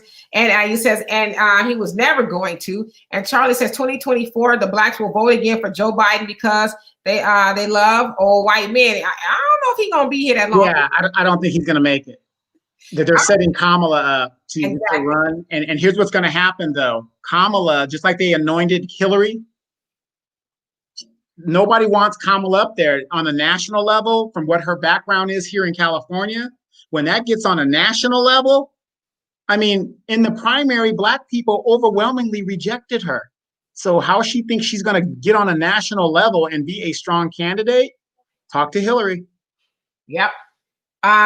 And Donovan said, everyone defend yourself out there is going to be very unsafe, especially for Black people. Defend yourself. Absolutely. Don't get caught slipping. And Callie Beach, how you doing? He says, I'm trying to talk my sister out of taking the vaccine. Yeah, I mean, tell her to look at Tuskegee and pick up Medical Apartheid. I'm in the process of reading it. And she does a great job of outlining a lot of the atrocities that happen with Black people in America under the medical system. And that's still going on. So, yeah. Definitely help her get educated. And Ricky, how you doing? He says, I will never understand how we can sit and complain about what whites do or have done to us, but yet we want them to fix our problems. They may have set up the trap, but it's on us not to fall for it. I 100% agree with you. Yeah, I totally agree with you, Ricky. But here's the problem. When the system is set up to have systemic racism within it, it's kind of hard to overcome those things, because even if we do try, that's why it's important that we get people elected that are going to go in there and change those laws and change those rules so that we can compete. Because the one thing that we know, like in all sports, when Black people are the opponent, we will outwork you in every, I don't care what race you are, we're going to outwork you in every of being outworked. Yeah, absolutely. But I agree with him, especially in regards to politics. I mean, we keep falling for it. All the Democrats, they're going to do something for us this time. Well, this time they're going to get in there and, Black people going to be better off. And it's like, really? We gonna fall for that one again? All right. Well, we get what we get. We deserve everything we get at this point because, I didn't vote for Joe Biden. And I know Donovan didn't. I know a lot of you guys didn't either. Nor did we vote for Trump. Just want to put that out there. But, we keep expecting them to do right by us. And they never have and they never will. And Tawana says they showed us when we got 600 and they got 1,800. And then also Joe Biden said that everybody's getting $2,000. And then he says, well, it's 1,400 because y'all got the 600 already. So, you add that together, it's $2,000. Yeah, but notice that they say that the Republicans didn't do shit for us. So by that logic, $600 was passed by the Republican Congress. Yeah, it got through the Senate. So why aren't we giving some thanks to the Republicans? Absolutely. And Marcus says, what are Donovan stocks picks for the week, and what are the best affordable marijuana stocks to be recommended? Okay, real quick. All the cannabis stocks that you can get, you should get, and also get the hemp stock as well, the Tilrays and all the other ones that are out there. So any cannabis stock to get is important to get. Why? Because the federal legalization of cannabis has been sitting on Mitch McConnell's desk for about 2.5 years. Once that gets approved, that stock is going to average about $45 to $56 on average, depending on which stock you get. So it's going to skyrocket because all the senators and all the congressmen have set it up to where they're going to make a killing because they're the ones that are buying the businesses that can actually dispense this stuff. Now, today I just found a stock, defense industry stock. What is the one thing that Democrats and Republicans come together on? Military budget. It has to be signed. They're going to sign it regardless. There's a company out there called Aerojet Rocketdyne Holdings. They deal with the military. They also deal with the rocket boosters of the NASA and all that other stuff. So look it up. If you want to go to my page, I posted it on my page earlier today. Go check it out. That stock averages about $52 a share. It's projected to go up because the military is going to ask for some more money. And we're not stock experts. We want to just put that out there. We don't have any licenses or any of that kind of stuff. So it's just speculation and entertainment at this point. We have to say those things. And M-Town Vet says this is the uprise of the heart. We have to tune in to self, unplug, and connect and reflect back to self. I love that. I'm actually trying to do more of that. Unplugging and then plugging into self. Absolutely. And Charles says, we need the world court to step in on our behalf. Yeah, well, they've agreed that reparation is due us. So. Yeah, and unfortunately, because we're the big bully on the block, the world court is really helpless because we have the most powerful military in the world. So they're really helpless to do anything. That is why President Bush, he does not travel abroad. And a lot of Dick Cheney, all of those guys that started the Iraq war, they do not travel abroad unless they have, they're going on behalf of the United States and they, whatever, the State Department, because if they travel on their own, they are going to get hemmed up because they've been indicted by the World Court for war crimes. Yep, and Tawana says they don't need us when the foreigners and immigrants have the right to vote. Nope, we will be obsolete. And Kevin says, hello, family. Hello, Kevin. Long time no see. And Jonelle says, where there is no vision, the people will perish. And we as Black people truly have no future, looking to whites to vision for us. Yep. And Arthur says, are you serious, Donovan? I don't believe in Kamala due to her past either, but do you believe she will run things like she did back in California? I'm not really concerned about that for the simple fact that her record is so bad. Now think about it. If they jumped on Hillary, because Bill got his Willie taken care of and they threw that in her face, you think that they're going to let Kamala slide starting as a side chick with Willie Brown? That they're not going to let that slide and it's going to get out and she's going to be Hillary Clinton. Yeah, she's going to get a lot of votes, but in the end, you think white women want to see a woman of color become president before they do? Come on now. And then, Kamala's never been apologetic about her policies and what she's done while she was AG or district attorney. I couldn't think of it, a district attorney. She's never been apologetic about any of those things. And so she's even bragged about how some facets of the federal government have used some of her programs. So she's not going to be good for business at all. And Tawana says fake news is not reporting what's happening to people after being vaccinated. Yeah, I saw some articles where they said a couple people that dropped the bucket. Kicked the bucket rather. And M-Town says, as long as we feel we have a place in their system. And Kevin says, I want to see the Patriotic Act invoked on everyone that participated in the insurrection and are terrorists, though homegrown, and that is what the Patriot Act is for. Well, Kevin, it was invoked. They knew who these people were, and they let them do what they were going to do because a coup, that's how a coup operates. They knew all this was going to happen. We knew it was going to happen. Trump said this January 6th. They let it happen because that's how it works. Yeah, they had so much intel, but they just like, what's for dinner? And then M-Time says the true 1% are rising. You.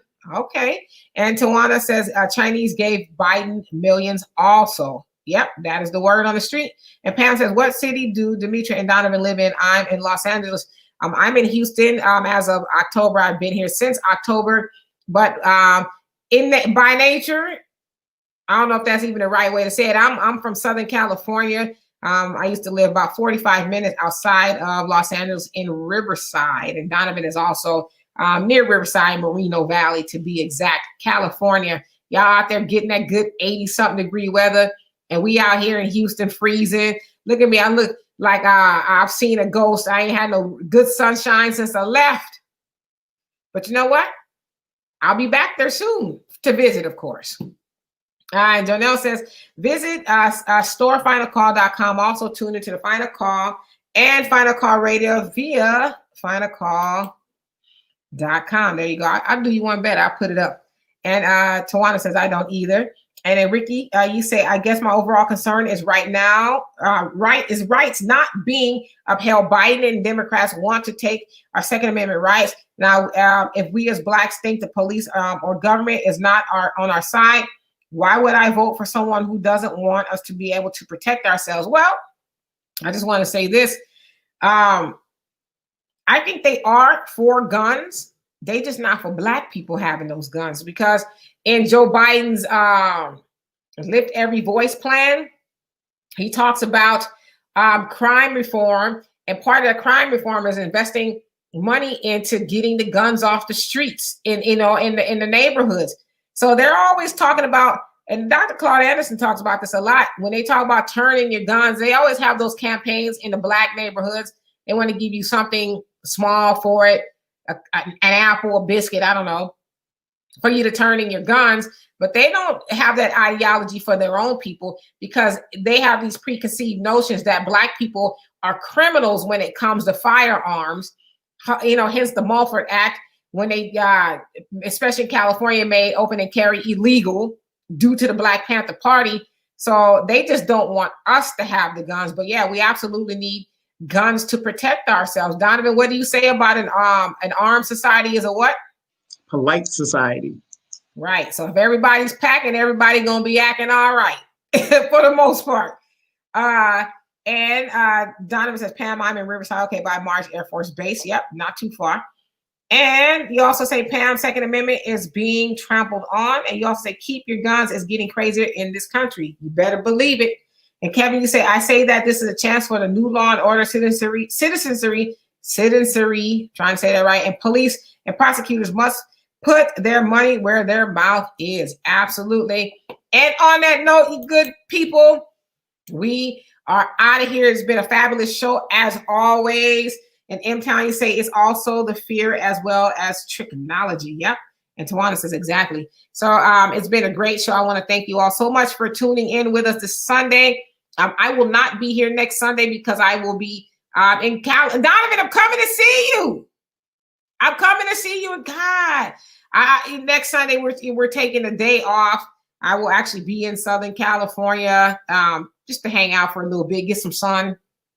So we'll be back on the War Zone, of course, Monday through Friday. And tomorrow on the War Zone, we are going to be talking about American Skin that was premiered on Amazon for $7. Excellent movie. Excellent movie. Please check that out by Nate Parker. Let's support our brother in bringing content that we as Black people need to see. It was an excellent movie. I don't want to give it away, so I won't talk about it. I also saw that One Night in Miami. It wasn't really crazy about for a lot of reasons, and we'll talk about that one day. You guys check it out. I personally just thought it was a hit piece on the Nation of Islam, and I don't know why Regina King. I do know why she would take that route, but it was, and I was funny because I was just talking about her last Friday, how I'm a huge fan. Donovan and I went and saw her live at a symposium, and she was giving the game and all of that. And then when I saw that movie, I was like, really? So you done bought in, huh? All right, whatever. So we'll talk about that another day. So anyways, as always, we thank you so much. Thank you, Donovan, for sitting here as co-host and Marcus Guiding for everything you do behind the scenes, Facebook and YouTube. The other side of the conversation, we could not do this without you, and we are so ever grateful. See you tomorrow on the War Zone, where we'll be talking about American Skin by Nate Parker and backed by Spike Lee. You guys have a great day, and stay safe out there. Keep your head up, because this mess is supposed to pop off. Hopefully it doesn't, but if it does, be prepared. Peace.